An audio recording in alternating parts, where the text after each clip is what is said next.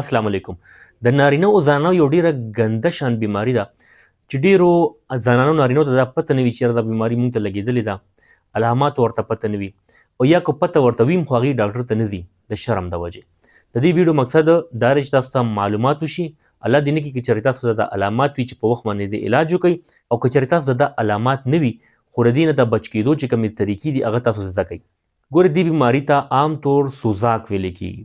د دې خپل نوم چې کوم میډیکل نوم دی هغه ګونوریا دی، او دا ډیره یو ګنده بیماری ده. دا کومو خلکو ته لګي؟ کم خلک غیر محفوظ جنسي تعلق ساتي. ګورې چې کوم هلکان دي واده نه کړی نو د واده نه مخکې غیر محفوظ جنسي تعلق نو هغوی ته به دا لګي.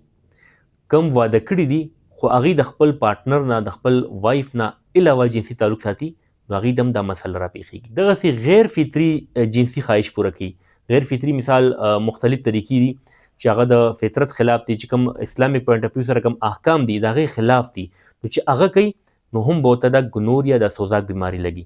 دغسې چې کوم بیمار وي د سوزاک د ګونوریا مریض چې وي نو د هغه لاړه یا د هغه وینه یا د هغه یورین د تشو میتیازو نه صحتمند کس ته دا بیماري لګي. بل چې کومه زنانه کومه مور بیماره وي الریډي د سوزاک مریضه وي د ګونوریا مریضه وي نو چې هغې اولاد کیږي نو هغه اولاد به هم بیمار وي.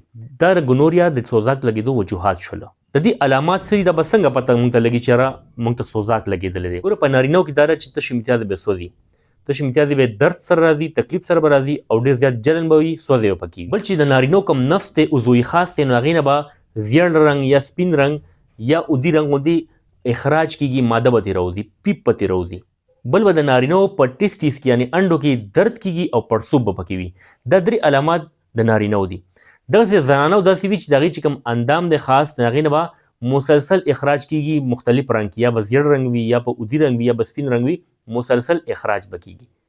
تشې میتیازې به سوځي، تکلیف به وي، درد به ورته کیږي. بل چې کوم پیلوک ایریا ده، کوم چې د سپوغز ایریا ده، د مثانه شوله د نوم نه ښکته چې کوم ځای دی د زنانو په دې کې به مسلسل درد وي او تکلیف به پکې ډېر زیات وي. نو دا د زنانو د سوزاک علامات شول. د دې عام علامات دی چې تروټ انفیکشن به ډېر زیات وي، مری به هر ټایم خوږ وي، چې د کومو خلکو هسې به مری خوږېږي او ډېر زیات درد وي، تکلیف وي پکې، نو هغه خلکو ته هم سوزاک لګېدلی وي. بل به د سوزاک مریض سترګو انفیکشن ډېر زیات وي، سترګې به هر ټایم خوږ وي، سترګو کې به پړسوب وي.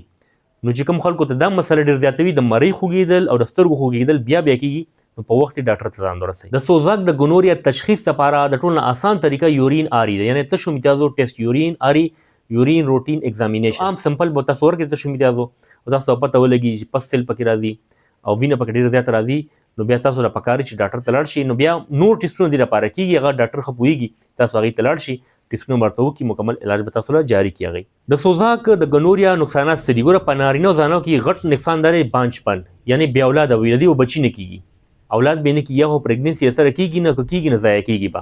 دا یې غټ ټول نه نقصان دی. دویم به زنانو ته چې کوم بیماریانې دي د مثانې شوي، د خاص اندام بیماریانې شوي، دا به ډېرې زیاتې ورته کېږي، مختلف بیماریانې به هسې به څه به ورته بیماریانې کېږي. دا د ګونوریا وجه ده. د سوزاک نه بچ څنګه شو؟ اسانې طریقې دي چې کوم د اسلامي احکام دي، کوم د اسلام حکم دی، کوم فطري تعلق دی هغه تاسو کوئ. واده نه مخکې چا سره تعلق مه ساتئ. واده مو کو د خپل کور والا پورې تاسو محدود پاتې کېږئ، علاوه تاسو جنسي تعلق نه ساتئ. چې کوم جنسي تعلق تاسو کور والا سره ساتئ نو هغه محفوظ فطري چې کوم د الله حکم دی د هغې مطابق ساتئ، نو انشاءالله دا بیماري به تاسو ته نه کېږي. د وینې لګېدو کې احتیاط کوئ، ځکه چې کوم مریض وي د هغې وینه تاسو ته وخېږي نو دا بیماري تاسو ته منتقل کېږي. د انجکشن لګېدو کې احتیاط کوئ. تاسو دا تحقیق کوئ چې کوم انجکشن ماته لګي، کوم ستن لګي، سیرنج استعمال شوی خو نه دی، ځکه که یو مریض ته هغه استعمال شوی او تاسو ته ولګي نو بیماري به تاسو ته منتقل کېږي. باقي د دې لګېدو څه نورې ذریعې نشته.